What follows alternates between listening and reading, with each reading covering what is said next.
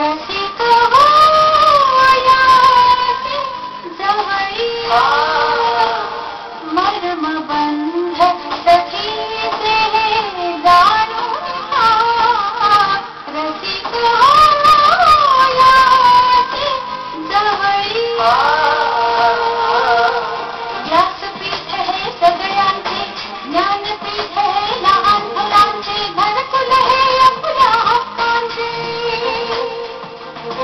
हातात हात देऊया सखीच्या प्रेमाचं दान देऊया सखीस आपल्या करूया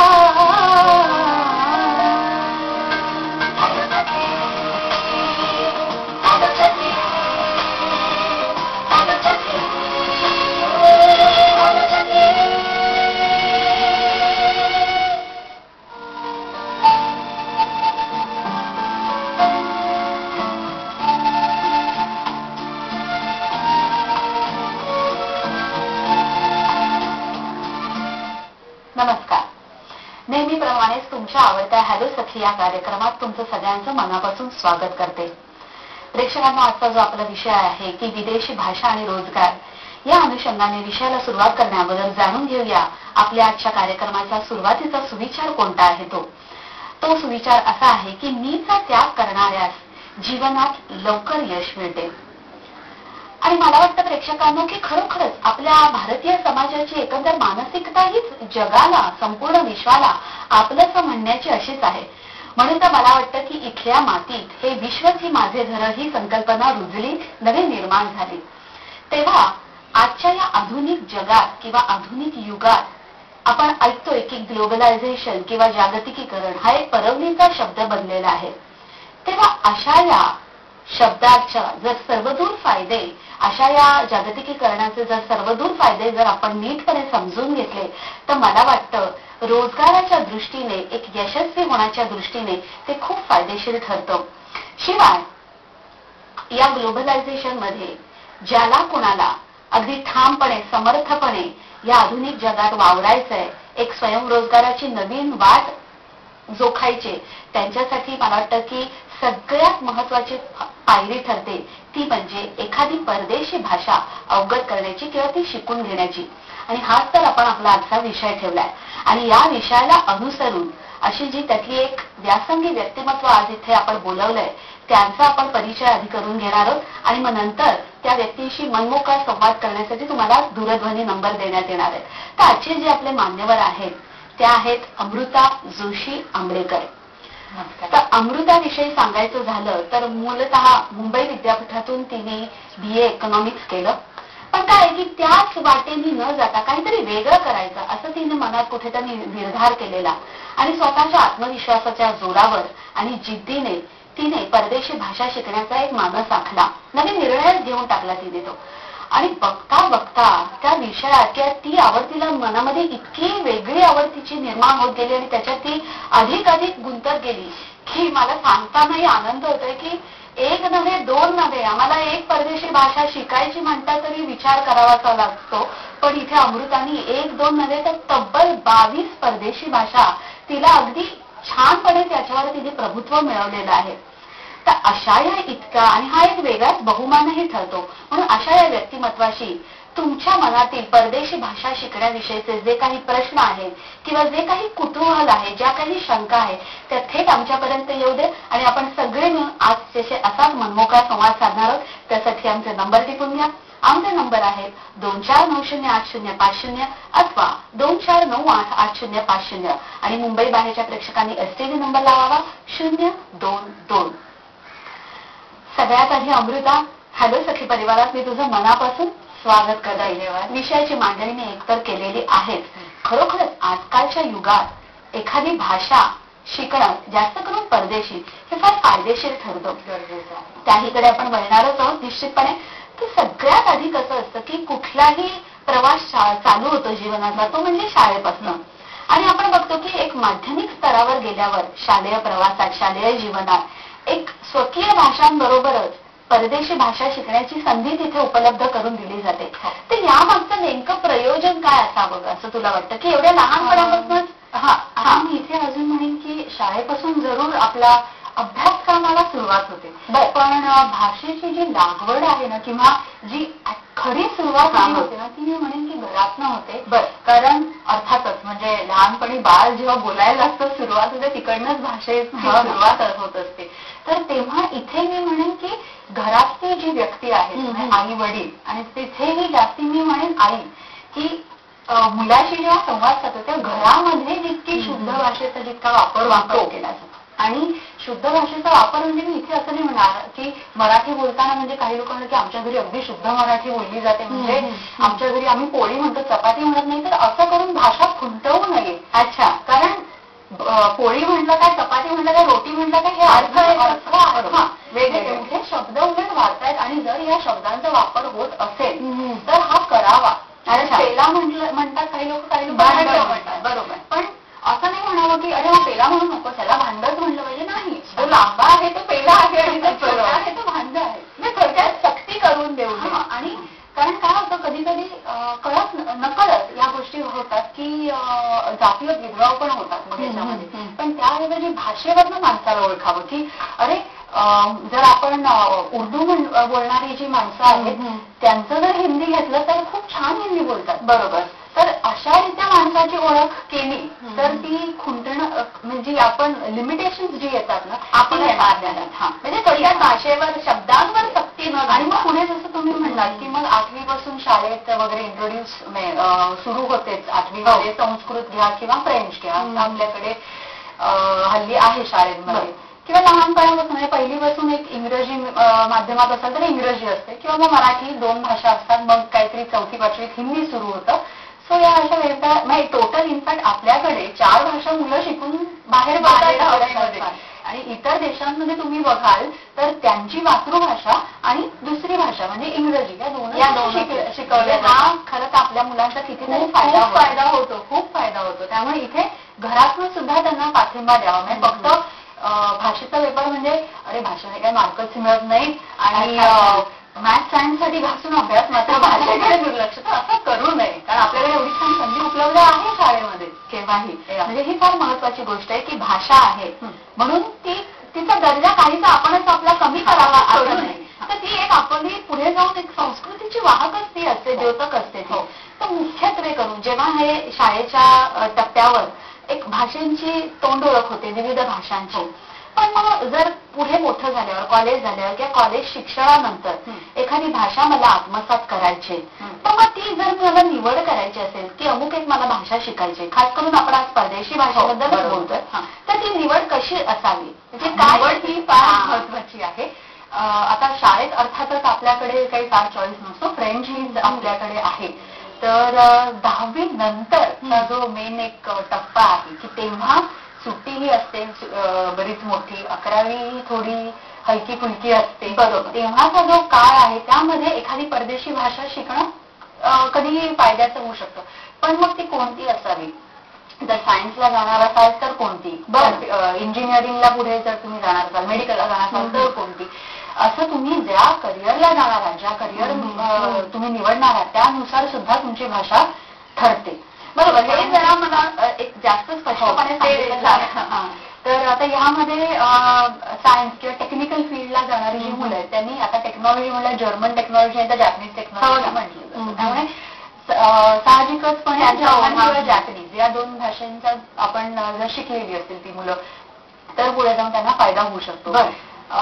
पुढे जर तुम्ही फार्मा किंवा मेडिसिन किंवा मेडिसिन रिसर्च मध्ये, क्लिनिकल रिसर्च मध्ये जर जाणार असतील तर फ्रेंच आहे, रशियन आहे, चायनीज आहे, बरं. तर या 3 लँग्वेजेस आहेत या फायद्याच्या होऊ शकतात. किंवा मरीन इंजिनिअरिंग किंवा शिप वरती शिपिंग साईडला जर जायचं असेल तर स्पॅनिश फायद्याची आहे. तर या दृष्टीने तुम्ही ठरवलं पाहिजे. असं नाही की अरे फ्रेंच माझी मैत्रीण शिकते म्हणून मी शिकते, जर्मन माझा भाऊ शिकते म्हणून मी शिकते, असं प्रत्येक वेळेस डिसिजन घेऊन चालणार नाही. तर इथे तू किती महत्वाची आम्हाला माहिती देतेस रादर की खरोखरच की भाषा ही इतर शिकतायत म्हणून त्या प्रवाहात स्वतःला नाही द्यायचं नाही. तर आपल्याला किती गरजेची ती ठरू शकते ह्या विचाराने त्याची निवड करणं, जसं तू आता म्हणालीस तसं खूप फायदेशीर ठरू शकतं. तर दुसरा एक अजून महत्वाचा मुद्दा म्हणजे जसं मी मगाशी मांडला तो की भाषेची ओळख कशी होते किंवा एखाद्या संस्कृतीची ओळखच करून द्यायची म्हटली तर त्याची सुरुवात भाषेपासून करता येते. कारण भाषा ही संस्कृतीची वाहक आहे. आणि इथे अजून एक मी सांगू इच्छिते की भाषा शिकताना फक्त भाषा म्हणजे मी एबीसीडी शिकले असं नाही चालत. तर त्या अवतीभोवतीच्या गोष्टी म्हणजे तिकडची संस्कृती जाणून घेणं, तिकडचे इतिहास जाणून घेणं, तिकडची गाणी म्हणणं. मला स्वतःला म्युझिकची खूप आवड आहे, संगीत खूप आवडतं, त्यामुळे तिथल्या संगीताची जाणीव करून घेणं याने सुद्धा खूप फायदे होतात. म्हणजे लहानपणी आपण जशी जेव्हा सुरुवात करतो बडबड गीतांनीच तर आपण सुरुवात केलेली असते. बरोबर. तेव्हा आपल्याला अर्थ माहिती नसतो, पण आपण गात राहतो, ते म्हणत राहतो आणि वर्षानुवर्ष ते घोटून म्हटल्यामुळे आपल्याला त्याचे अर्थ नंतर तर असं इथेही परदेशी भाषा शिकताना हाच दृष्टिकोन जर आपण ठेवला तर कधी फायदेचं ठरू शकतं. किती छान सांगतेस. आणि मुख्यत्वे करून म्हणजे त्या भाषेची अधिक जवळीक आपल्याला वाटायला लागते. कारण जवळीक आली नाही ना तर ते होऊ शकते. सगळ्यात महत्वाचं आहे, फार महत्वाचं. कुठल्याही गोष्टीची जेव्हा तुम्ही अगदी मनापासून ती अभिलाषा धराल तेव्हा ती गोष्ट निश्चितच तुम्हाला अधिक चांगल्या प्रकारे उलगडू शकते. आपण बघतोय की आंतरराष्ट्रीय क्षेत्रात किंवा आंतरराष्ट्रीय स्तरावर काम करणाऱ्या ज्या संस्था आहेत, मग त्या शैक्षणिक असू देत किंवा सांस्कृतिक असू देत, म्हणजे म्हणण्याचा प्रघात म्हणजे मला सांगण्याचा मुद्दा म्हणजे की आपण म्हणतो की Indo German, Indo Japanese, Indo Chinese तत्सम सगळ्या. तर ह्या ज्या विविध संस्था आहेत त्या परकीय भाषेची ओळख करून देणाऱ्या, तर यांची तोंडओळख असणं कितपत गरजेचं आहे एक परदेशी भाषा शिकण्याच्या दृष्टीने. मी म्हणेन की एक शिक्षक हा महत्वाचा आहे. त्याचबरोबर छान पुस्तकं आपल्या जवळ असणं त्या भाषेची हेही महत्वाचं आहे. आणि तर तुम्ही मेन तर पुढे जाऊ शकाल. आणि मग जेव्हा तुम्ही शिकता तेव्हा कॉन्सुलेट लेवलच्या परीक्षा देणं किंवा युनिव्हर्सिटी आपली आहे, मुंबई विद्यापीठ आहे, तिथे या परीक्षा होतात, त्या परीक्षा देणं. ह्या परीक्षा देऊन पण अर्थातच मी फक्त परीक्षा दिल्या आहेत मी आणि माझ्याकडे सर्टिफिकेट आहे याचा भाषेमध्ये फायदा होत नाही. फार महत्वाचं तुम्ही बोलणं, कारण इथे शेवटी प्रॅक्टिकल नॉलेज हे फार महत्वाचं आहे. आज जेव्हा एखादी कंपनी तुम्हाला घेते तुमच्या त्यांच्या कंपनीत काम करायला, तेव्हा ते काय म्हणतात की तू तुझं तोंड उघड आणि बोल त्या माणसाशी. मला जर सर्टिफिकेटचा फायदा होणार नाही तर दारामध्ये एखादा जर्मन माणूस उभा आहे. निश्चितपणे अगदी खूप छान सांगितलं. एक फोन आलेला आहे कार्यक्रमाचा पहिला. मंजुळा शेणार पवई येथून बोलतात. हॅलो. अमृता जोशीचं खरं पहिल्यांदा अभिनंदन की भारीच भाषा गेली ऍप्रिसिएबल. आणि मला असं सांगायचं की आधी पण आम्ही त्यांना ऐकलं खरं तर अगदी टू द पॉइंट आणि म्हणजे व्यवस्थित आम्हाला इन्फॉर्मेशन मिळते, त्यासाठी तिचं खरंच अभिनंदन. मला असं दोन प्रश्न विचारायचे. फॉरेन कंट्रीजला गेल्यावर त्या भाषेचा म्हणजे उपयोग होणारच, म्हणजे ती आपल्याला सोयीस्कर आहे, पण तरीही इंटरप्रिटर म्हणून काही स्कोप आहे का ह्याच्याविषयी जरा सांगा. कारण इंटरप्रिटर म्हणून पण आपण त्या भाषेचा हे करू शकतो. आणि दुसरं ऍक्सेंटवर कशा प्रकारे जोर दिला पाहिजे त्याविषयी जरा सांगा. धन्यवाद. म्हणजे आता खरोखरच तुमचा प्रश्न खूप, दोन्ही प्रश्नांचं स्वरूप इतकं चांगलं आहे आणि त्यातनं खूप काही जाणून घ्यायला मिळणार आहे.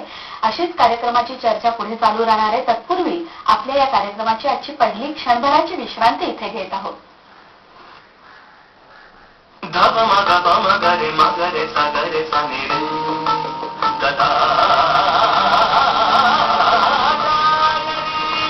कलावंत हा मैत्रीचा सम्राट असतो, त्यामुळे कोणतीही कला कलावंताचा जीव की प्राण.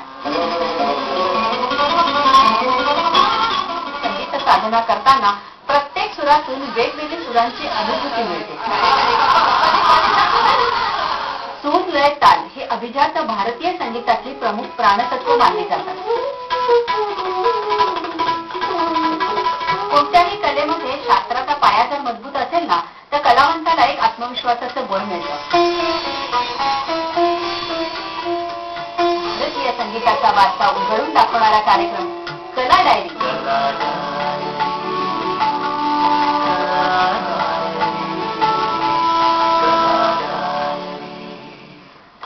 क्षणभराच्या विश्रांतीनंतर पुन्हा एकदा स्वागत.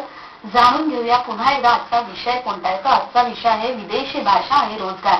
आणि त्यासाठी आपण आमंत्रित केलंय अमृता जोशी आणि जोशी आंबरेकर यांना. तर एक फोन आलेला आहे तो आधी घेऊया. सुनीता जोशी चेंबूर येथून बोलतायत. हॅलो.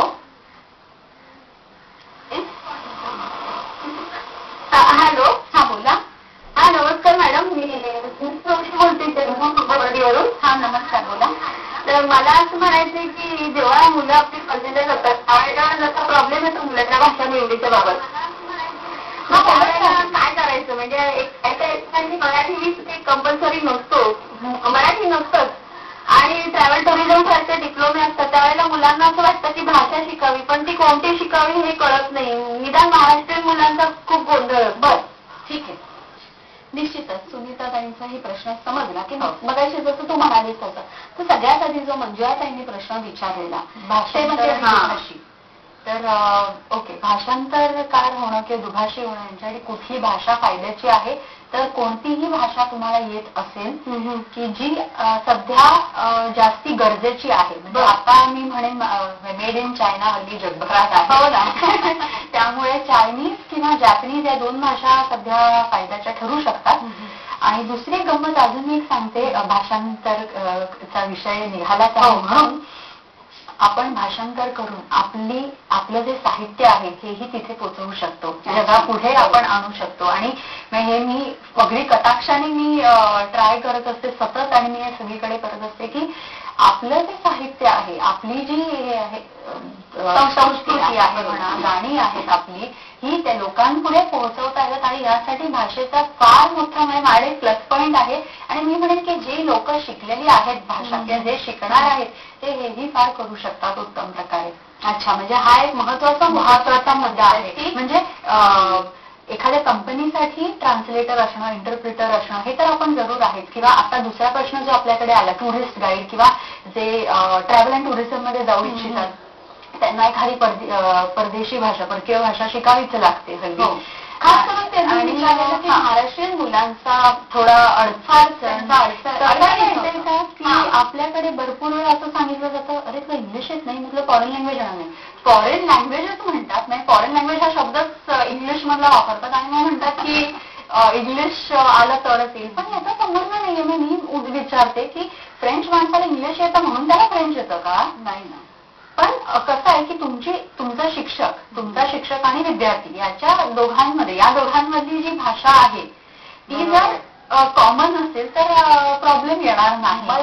भाषेचं माध्यम भले तुमचं येणारं असं इंग्रजी किंवा नसो, पण त्याचा प्रश्न नाहीये. बरोबर. आणि त्यांनी जो मंजुळाताईंनी दुसरा प्रश्न विचारला की ऍक्सेंट्सवर भर देणं, प्रत्येक भाषेचा एक स्वतःचा आहे ठराव आहे. बरोबर. तो त्याचे नियम कसे पाळावेत, त्याच्यासाठी आत्मसात ते नियम. आता ऍक्सेंटसाठी जे कसं आहे माहितीये का, तुम्ही जितकं त्या भाषेमध्ये रुळाल ना तितकं मग तो जास्ती सुंदररित्या तुम्ही म्हणजे आत्मसात करू शकता आणि मग बोलू शकता.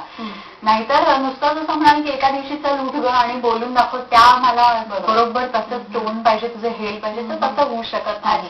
पण मग यासाठी एक आता मी असं तर म्हणू शकत नाही की आज माझ्या शेजारी एक स्वीडिश माणूस राहतोय, वरती एक फ्रेंच आहे, शेजारी जपानी आहे, असं तर नाहीये. नाही प्रॅक्टिस करायची कुठे. तर मग इथे मी एक सोपा उपाय सांगते, गाणी म्हणणे, त्या पुस्तकांची वाचन करणे. पुस्तकं आपल्याकडे उपलब्ध नाही आहेत, ते परत एक दुःखास्पद गोष्ट आहे. पण हल्ली इंटरनेट थ्रू आपल्याकडे भरपूर जग आपल्याकडे आपण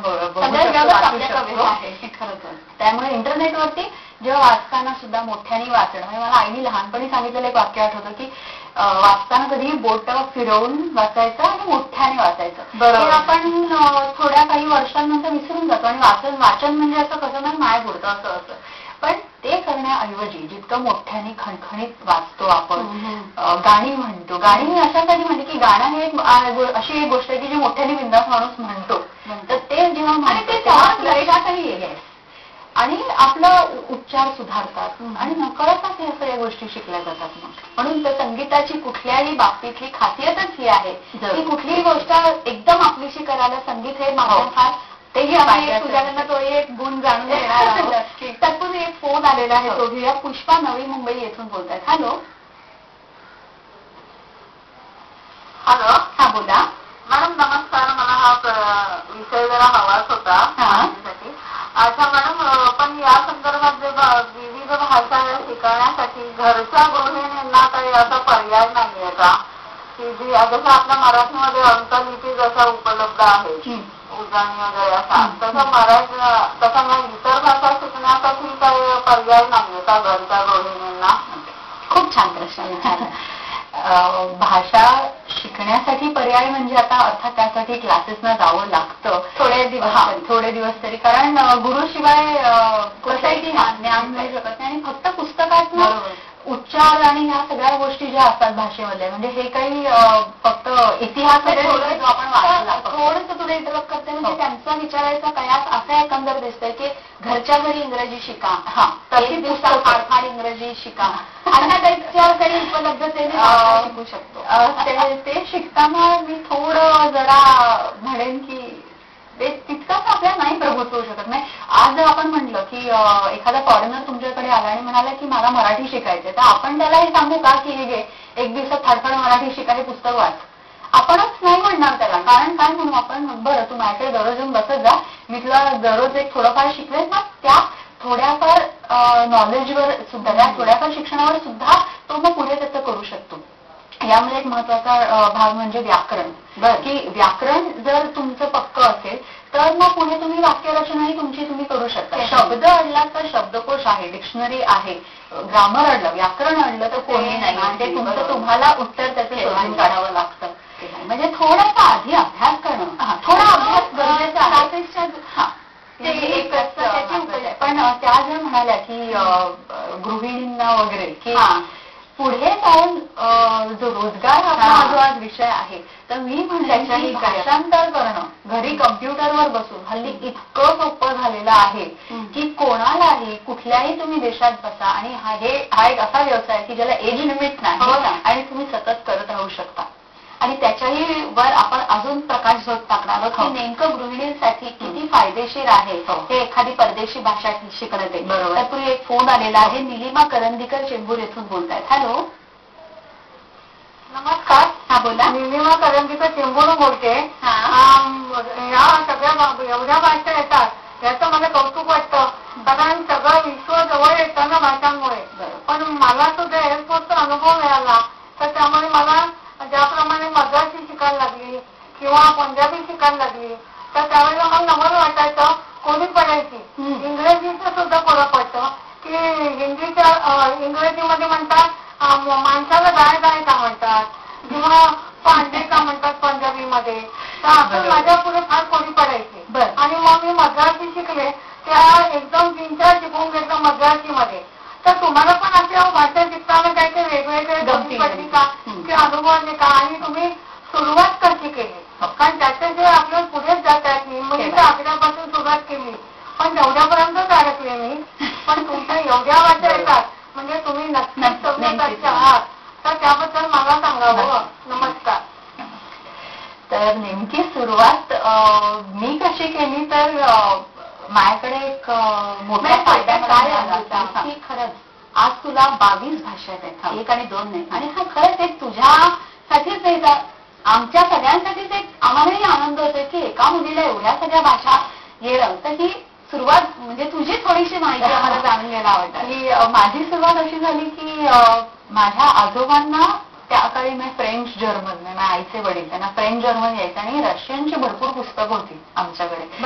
तर शाळेमध्ये मला फ्रेंच होतं आणि मग 10वीच्या सुट्टीमध्ये मी त्याचा भरपूर फायदा करून घेतला. म्हणजे तर मला आजोबा एकदा मॅक्सिमल भवनला घेऊन गेले आणि मी त्या इमारतीच्या प्रेमात पडले, जर्मन भाषेच्या प्रेमात पडले की काय माहित नाही. पण ती मग सुरुवात तिकडनं सुरूच झाली आणि पुढे मग असं गेलं की मग मी रिकी मार्टिनची गाणी म्हणायचे, ती स्पॅनिश मध्ये असतात. मग आई म्हणायची की अरे तुला रिकी मार्टिनची गाणी आवडतात, नाही तुला स्पॅनिशही आवडतं. आणि एक दिवशी मी जस्ट क्लासहून घरी आले आणि माझ्या स्टडी टेबलवरती स्पॅनिश, इटालियन आणि रशियन अशा 3 रिसिप्ट होत्या ठेवलेल्या. म्हणजे आम्ही ती भरून आलेली आहे आणि तिला एवढ्या मात्र खात्री होती की मी अर्धवट सोडणार नाही, मी तो अभ्यास पुढे चालू ठेवीन. पण अर्थात ह्याच्यात मला सांगण्याचा उद्देश असा आहे की आजोबांचं प्रोत्साहन होतं, आईची मेहनत होती आणि अर्थातच माझा अभ्यास मी चिकाटीने चालू ठेवला, त्यामुळे मी या गोष्टी करू शकले. आणि इतरांना जेव्हा भाषा शिकायची असते तेव्हाही मी सांगेन की सुरुवात करताना सुरुवात जरी झाली असेल ना तरी मग जेवढं केलं ते जरी ज्ञान आपण रिपीट करत ठेवलं आपल्याजवळ तरी मग ते भाषा विसरून न देणं आपल्या जवळची. एक इथे मी गंमत सांगते की आपल्याकडची मी वाईट वाटतं ही गोष्ट ऐकून की आपल्याकडची लोक मुलं हल्ली परदेशात जातात आणि मग म्हणतात की ओ आय फॉरगॉटन मराठी, मी मराठी विसरलो. तर ती 3 महिन्यात किंवा एका वर्षभरात आपली मातृभाषा जर विसरायला लागलो आपण तर मग बासच, म्हणजे याच्या पुढे काही म्हणजे ही आपली भाषा आहे. तर कुठलीही भाषा शिकण्याबद्दल स्वभाषेवर तुम्ही इतकं प्रेम करा हो की परभाषा तुम्हाला आपसूक येईल, तुमच्याकडे येईल. एक फोन आलाय तो घेऊया. रवींद्र कासार खार येथून बोलतात. हॅलो. हॅलो. हा बोला. नमस्कार अमिता मॅडम. तुम्हाला हार्दिक अभिनंदन तुमचं की हा विषय निवडल्याबद्दल. कारण की माझ्या मनात खूप दिवसापासून परदेशी भाषा शिकण्याचं मनात चालू होतं. त्यानिमित्ताने तुमच्या या प्रोग्रामवर मला एक साध्य होईल असं वाटतंय मला. मला जर्मन भाषा शिकण्याची खूप इच्छा आहे आणि तसंच ती मला आपल्या जे अजून मित्र मैत्रिणी आहेत त्यांना विनामूल्य शिकवण्याची इच्छा आहे अशी माझी. त्या तुमच्या माध्यमातून मला साध्य होईल असं वाटतंय. तसेच मला तुमचा फोन नंबर मिळाला तर बरं होईल. त्याच्यामुळे म्हणजे आम्हाला पुढची काही माहिती विचारायची तुम्हाला आम्ही विचारू शकतो. निश्चित. रवींद्रजी, की तुमची भाषा शिकण्याची ओढ निश्चितपणे आमच्या लक्षात आली आणि त्या संबंधी तुम्हाला अमृताशी जे काही संपर्क करायचा आहे तर तो आपल्या कार्यक्रमानंतर तुम्ही निर्मात्यांद्वारा फोन नंबर त्यांचा घेऊ शकता. तर मगाशी जो आपण प्रश्न की गृहिणी खरंच आणि काय असतं अमृता की एक ठराविक आपले रोजचे व्यवहार झाले की मुलाबाळांचं करून दिलं, डबे केले, पोचवले, झालं. तर स्वतःसाठी काय आता एक बायकांच्या मनात अशी उर्मी यायला लागली की आपण फक्त इतरांसाठी करतो पण आपलं स्वतःसाठी काय करतो. तर स्वत्व जपण्याच्या दृष्टीने स्वाभिमान जपण्याच्या दृष्टीने भाषा कशी उपयोगी ठरू शकते. भाषा नक्कीच खूप फायदेशीर ठरू शकते. आणि हा विचार आता समजा गृहिणींनी उशिरा केला किंवा आताच्या ज्या तरुण मुली आहेत समजा त्यांनाही हा प्रॉब्लेम येऊ शकतो. म्हणजे असं नाही की कोणी असं आता म्हणणार नाही की तू आता सगळं तुझं काम सोड आणि घरी बस. पण तरी सुद्धा समजा नवऱ्याची बदली झाली तो समजा अमेरिकेला त्याला जॉब मिळालाय किंवा काही सांगता येत नाही आणि मग अशा वेळेस मुलीलाही तिथे जावं लागतं. मग ती काय करणार. तर अशा वेळेस भाषा ही एक मैत्रीण अशी आहे की जी तुमच्याबरोबर सतत कायमची आहे आणि याला एज लिमिट नाहीये. तुम्ही घरी बसून भाषांतर करू शकता. नाही हल्ली कम्प्युटरवरती ही सगळी कामं आपल्याकडे मिळतात. फक्त भाषेची निवड इथे महत्वाची आहे. मगाशी म्हटल्याप्रमाणे चायनीज आणि जॅपनीजची कामं सध्या भरपूर उपलब्ध आहेत. पण असं नाही की याचा अर्थ फक्त चायनीज आणि जॅपनीजच शिकावी. कोणतीही परदेशी भाषा असेल आणि त्याचं तुम्ही जर नीटपणे भाषांतर करू शकत असाल तर तुम्हाला नक्कीच ते फायद्याचं आहे. अजूनही करू शकता म्हणजे जर तुम्ही समजा कुठे परदेशात आहात तर त्या लोकांना इंग्रजी मराठी शिकवणे, हिंदी शिकवणे, संस्कृत शिकवणे हेही तुम्ही करू शकता. अच्छा. तर आपलाच आपण रोजगार आपण अशा तऱ्हेने निर्माण करू शकतो. नक्कीच भाषेच्या सहाय्याने. आपल्याकडे आता एवढा इंटरनॅशनल स्कूल्स उघडल्या तिथे हल्ली गरज आहे फॉरेन लँग्वेज टीचरची. त्यामुळे हल्ली फॉरेन लँग्वेजेस नीटपणे जोखाण्याला वाट खूप काही मोठा मार्ग तिथे सापडतो. जोरसपणे तुम्ही त्या मार्गावर चालत राहा. एक फोन आला आहे. प्रभा साळवेकर डोंबिवली येथून बोलतात. हॅलो.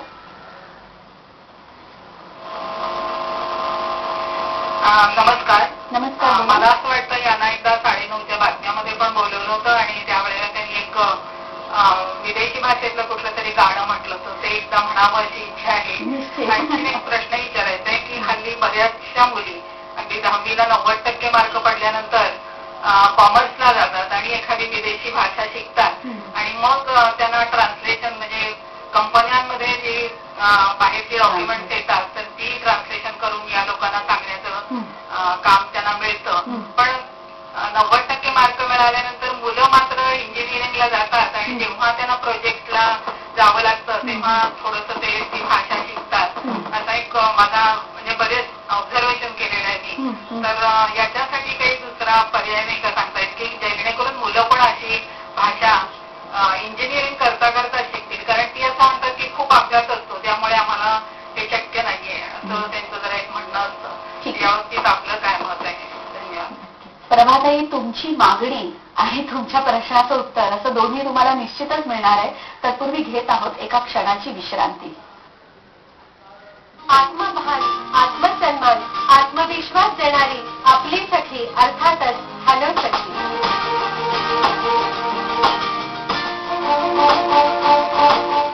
नकळतपणे नाती जुळली, सखी खरंच सखी झाली.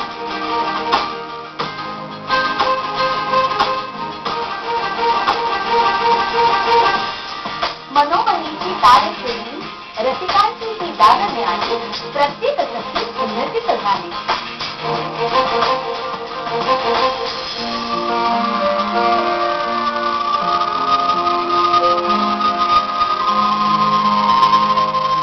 ज्ञानविज्ञानाची काळ ठरणारी, नीट उदात्त उन्नत करणारी, अज्ञानात सज्ञान करणारी आपली सखी अर्थातच hello Sakhi.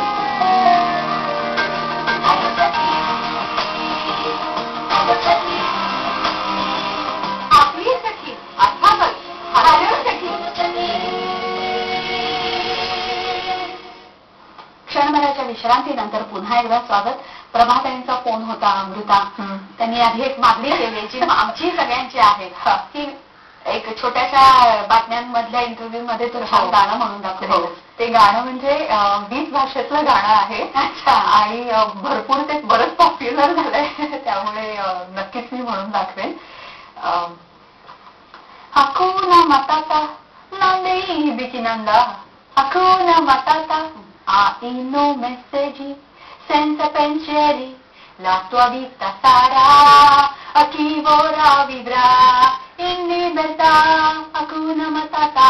Hakuna Matata? Che cosa è? Nothing. What's the matter with you? Oh, hai sto kleine, dieses Vagliota, los alle deine Probleme. Genau, nimm un po' zum Beispiel. Verás, cuando era muy pequeñín, cuando era muy pequeñín. Muy bonito, gracias.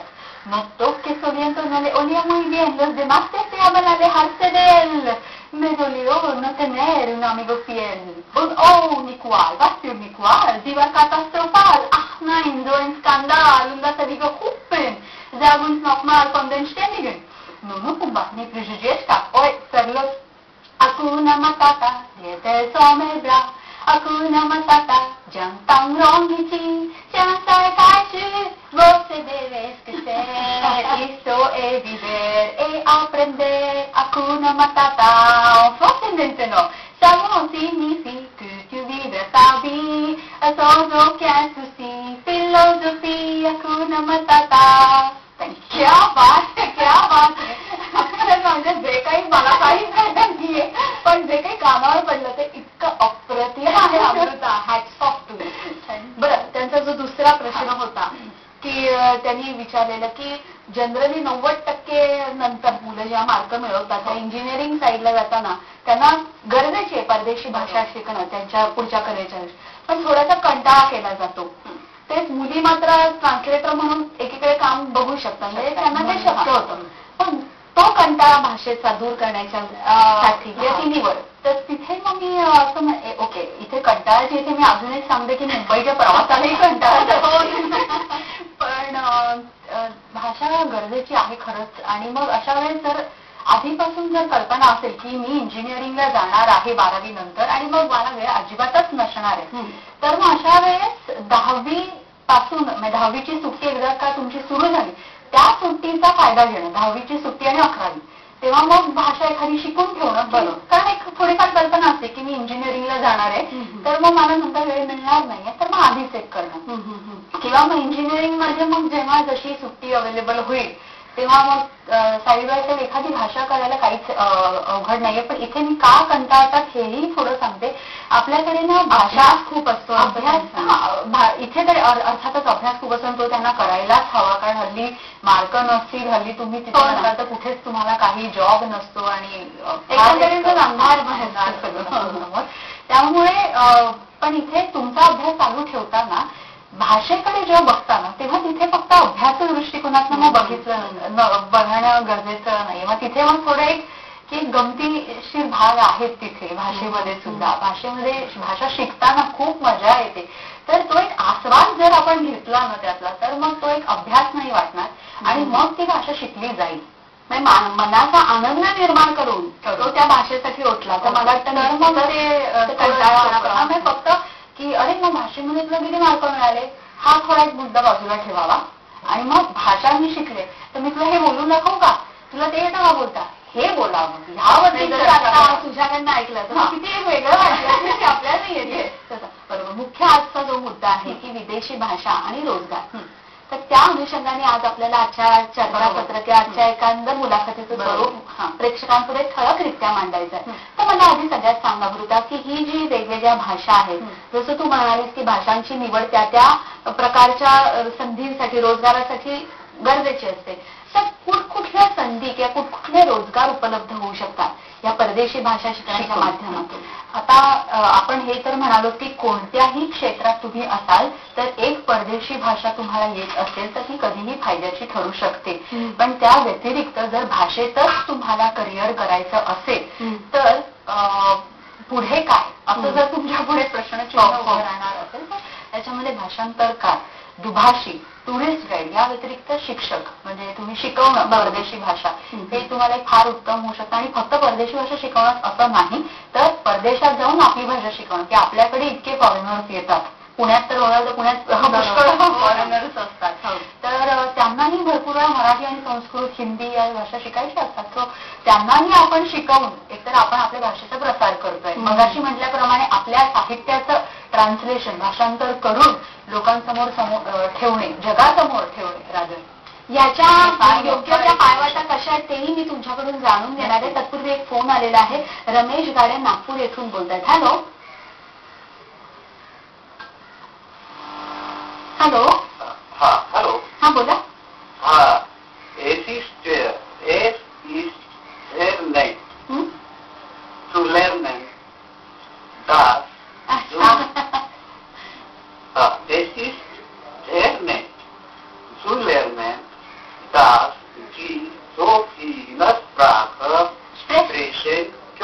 Okay. Yeah, wunderbar. Lernen Sie Deutsch. Ja. Ich wünsche Ihnen alle Erfolg in Ihrer Laufbahn.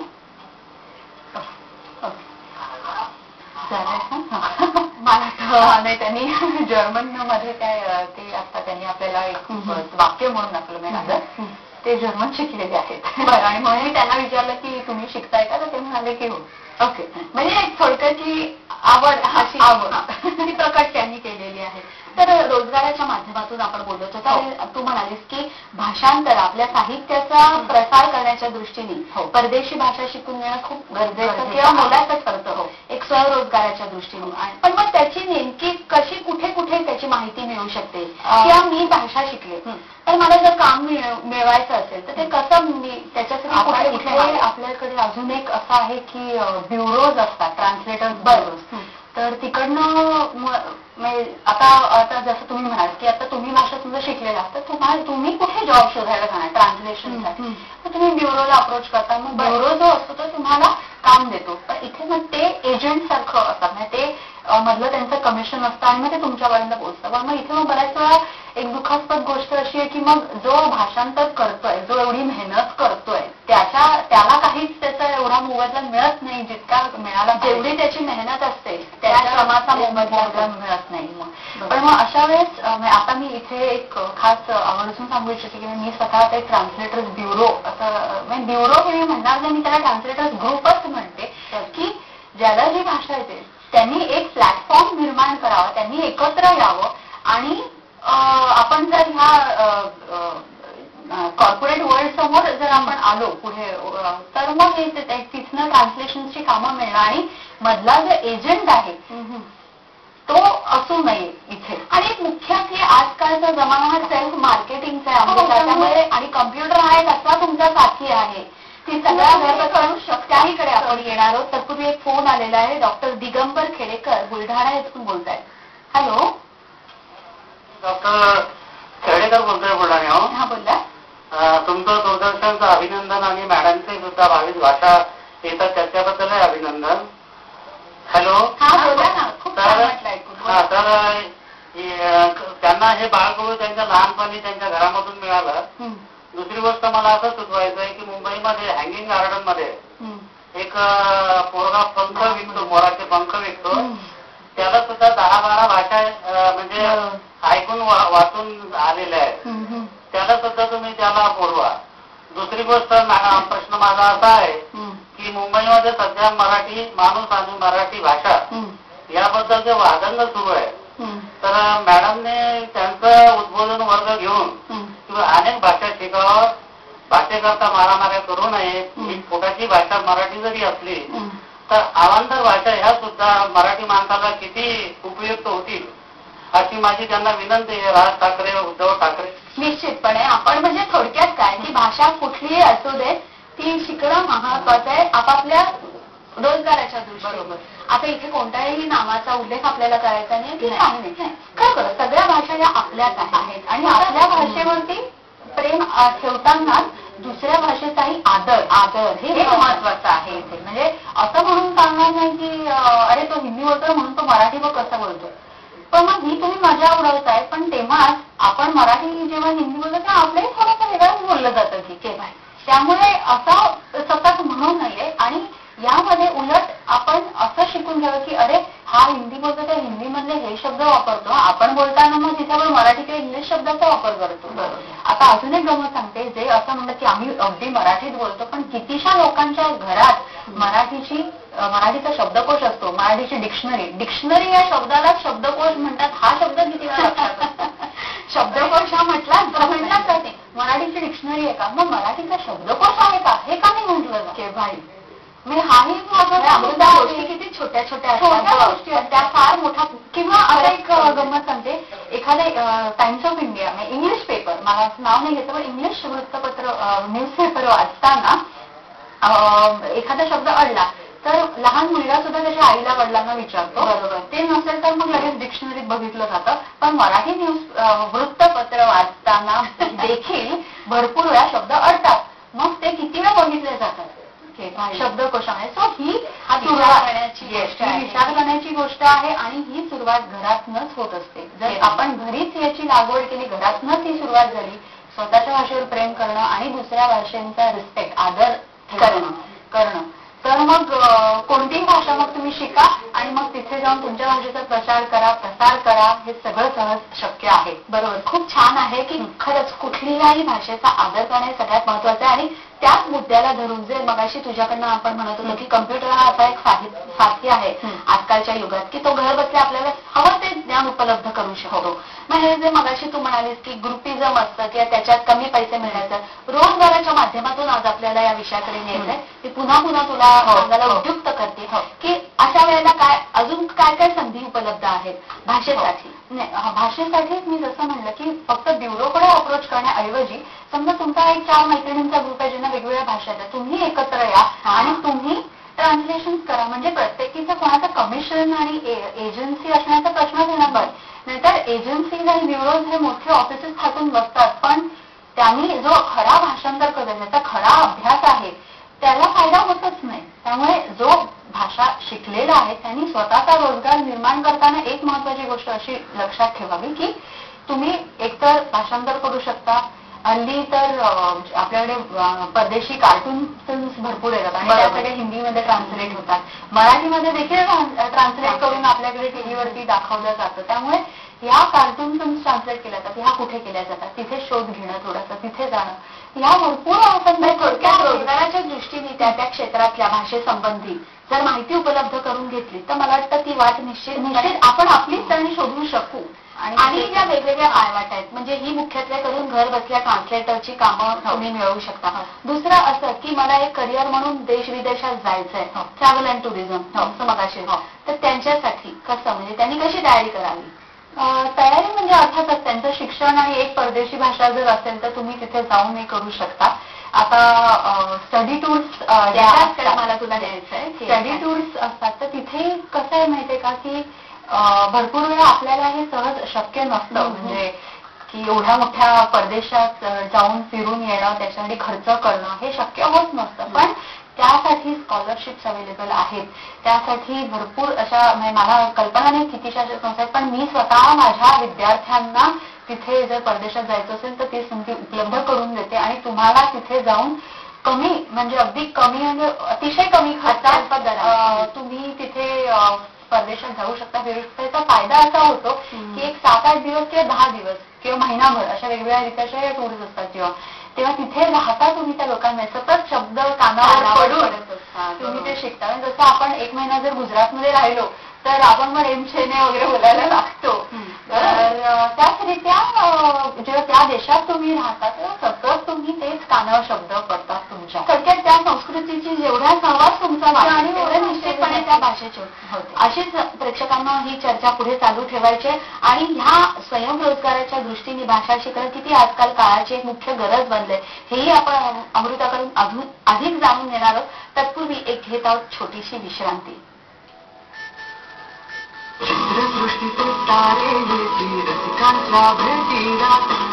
चंदेरी सोनेरी मराठी चित्रपटसृष्टीतील रंगीत दुनिया.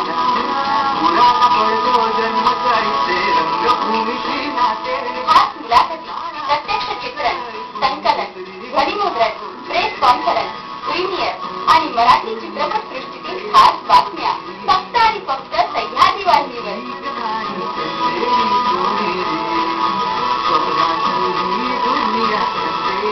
कारण दर महिन्याच्या पहिल्या, तिसऱ्या आणि 5व्या शुक्रवारी सायंकाळी 7:37 फक्त सह्याद्री वाहिनीवर.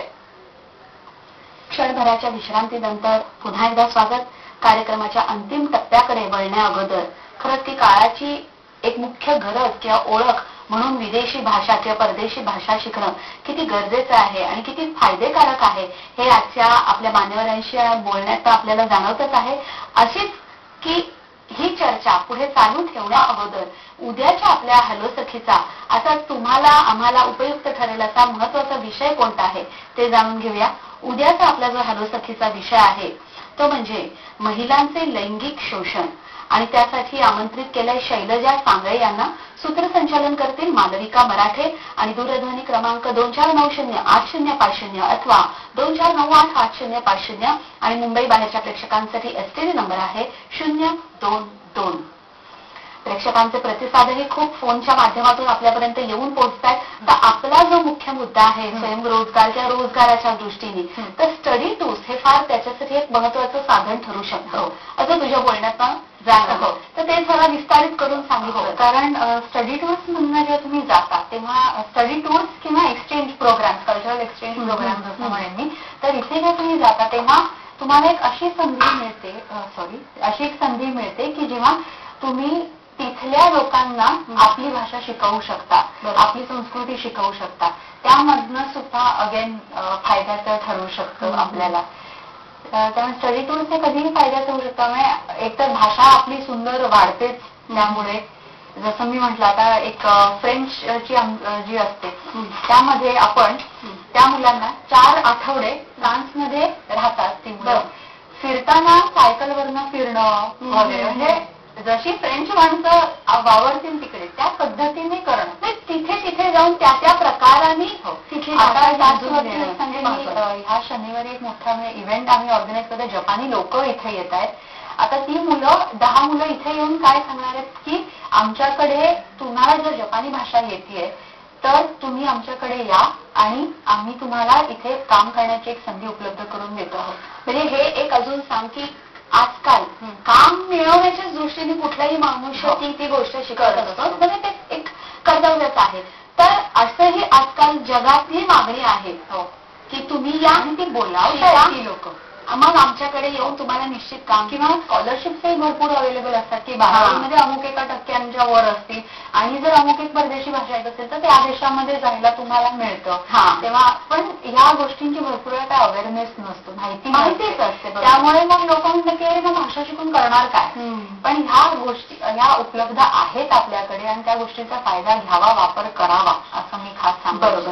आणि अजून एक सांगायचा मुद्दा म्हणजे तुला विचारायचं की उच्च शिक्षण म्हटलं ना अमृता ती काही ठराविक देशच डोळ्यासमोर येतात पटकन. अमेरिका, युरोप या ऑस्ट्रेलिया वगैरे असं.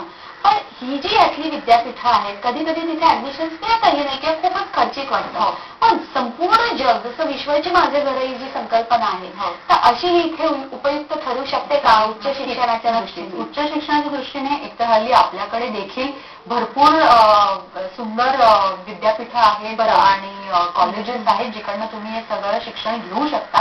पण जर परदेशात जाऊन जर करण्याची इच्छा असेल तर प्रत्येक वेळेस युएसएलाच गेलं पाहिजे असं त्याचा अर्थ नसतो. पण जपान आहे म्हणा, चीन आहे, रशिया आहे, हे इतरही देश आहेत जिथे तुम्ही थोडा कमी खर्च तुमचा होईल पण तेच शिक्षण, त्याच पातळीचं शिक्षण तुम्ही घेऊ शकता. आणि हल्ली आपल्याकडे इंटरनॅशनल युनिव्हर्सिटीजही आल्यामुळे मी इनफॅक्ट म्हणेन की इथे शिक्षण घ्या.